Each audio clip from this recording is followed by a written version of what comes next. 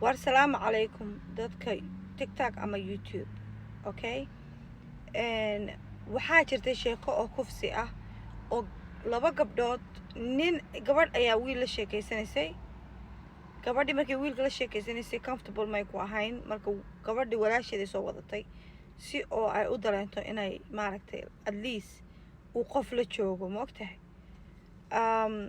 taasna wax maaragtay oo weyn ma aha inuu qofku maaragtay soo wato qof kale oo dee maaragtay la jooga si u dareemaan comfortable oo kale ma ogtahay wax weyn ma aha weligoodna weliga gabadh way isla sheekaysan jireen weligoodna sheekooyinkana hadda maqlayno wax lagu maqli jiray maaha waddankeena okay so wallahi it's so disappointing and nerve-wracking at the least okay and wallahi I cannot even imagine waxaan oo kale inay waddankeena ka dhacayaan wallahi waxyaalaha maaragtay ugu waaweyn oo hadda jirto weeyaan okay so taasaa noo taalo okay waa geeri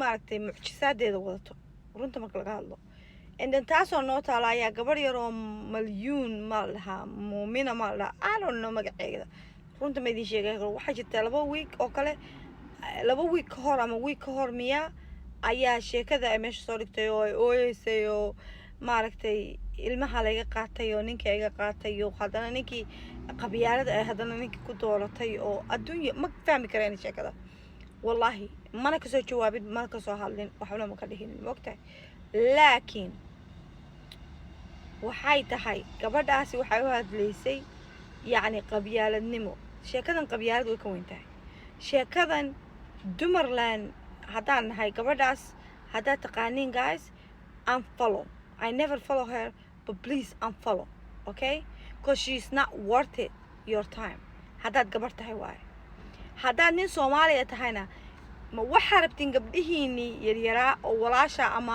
ama inaadeerta ama inabtida ahayd ama hooyada inaad sidaas oo kale ugu maxay tole ay kufsatiin 19 nin balaas asaga 30 waay 30 nin naag meel ku kufsadeen abidkay ma maqlin abidkayna ma soo joogin taas oo kale ma ogtahay waxyaalaha oo disgusting ka waay wallahi been ma idin sheegay aniga hadda ama maxay tole ay divorcee I'm a single mom I rather stay on the single mom than to be in any other person is maxay tole ay dating because qofka date garanaysa ma la fahmayo macnaha uu socdo ma la fahmayo war maxaa diintii ku dhacay war maxaa dadkii ku dhacay war maxay waxaan tahay inna lillahi wa inna ilayhi raaji'uun intaasoo qof mid isqabta maal waay hadday kuwa yihiin ilmo kuwa kale may qaban waayeen war subhanallah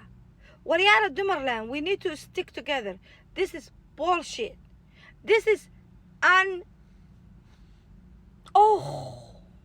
I don't understand it diinteena waxan ma aha guys okay diinteena waxan ma aha nimankeeni Soomaali waxa ku dhacsan ma fahansani nimankeeni Soomaalida weliga aniga nin Soomaaliya ma ka soo hadlin meel ma soo dhigin nin Soomaaliya ilmay ka dhalay weligeena ma ka soo hadlin weligeena nin Soomaaliya ma isdihinin ceebay oo meel soo dhig laakiin tan hadda jirto maanta waxaan u qaadan karno waxaan sugi karno waxaan maaragtay meel u fadhii karno ma jirto marka wallahi waxaan idin leeyahay dadkiina Soomaalida ah gabadha yar oo xunta ah oo qabyaalada wado oo waxay rabta ka hadlayso maxay Talyaani idinka qaadin maxay tole bigger picture okay please see the bigger picture okay tan was ka hadlaysaa bullshit forget about her she's nobody let's unfollow her let's never follow her make sure that nobody supports her okay I'm 100% sure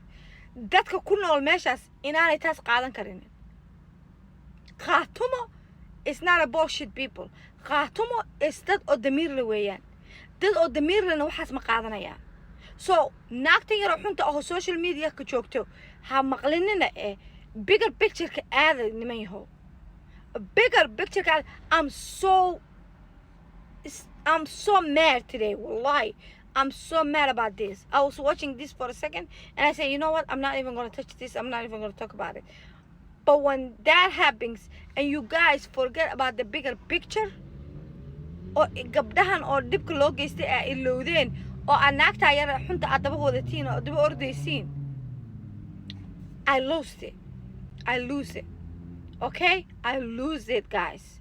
So forget about running after this damn girl that's nobody, that cannot even do anything for herself or for her kids at that. Okay? And let's help the bigger picture.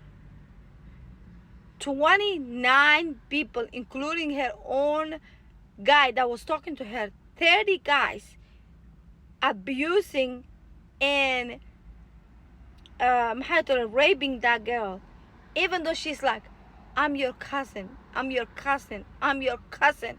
In adeerka bullshit. What in adeerka mean? One gabadhi ku dhahdo in adeertaan hay. Or are you still raping? That's a bullshit, guys. Wallahi, that's the lowest of low that you could ever go. Wallahi. As a mom, as a dad, as an uncle, as an aunt, as an yeah, you will be destroyed. As a sister, as a brother, you'll be destroyed. Please bring those to the justice, okay? Make sure those 29, 30 people, 30 guys are locked up, okay? Don't let this one cloud your memory, okay? Go back to the bigger picture, okay? The bigger picture is those 30, 29 plus the one that Oshirqolka sameeyey. 30 to be exact, okay? I know inay qabteen some of them, but I know inay kuwa ordeen. Let's get to those before we go to this damn girl called Huda, okay? She's shameless, she's stupid, she's no Dumerland, she's nobody, she's no humanity. She's committing a crime, okay? She's committing a crime. So stop going after her, and only thing that we need to do with her is unfollow whoever following her, because I don't follow her. Whoever follow her, unfollow, and let's get to those guys. Let's make sure those guys go to jail for what they did and get the right thing. I know inay kasoo hadleen wadaado, I know inay kasoo hadleen dad oo maaragtay the diinta yaqaana waxaas, I understand that, but let's make that happen, guys.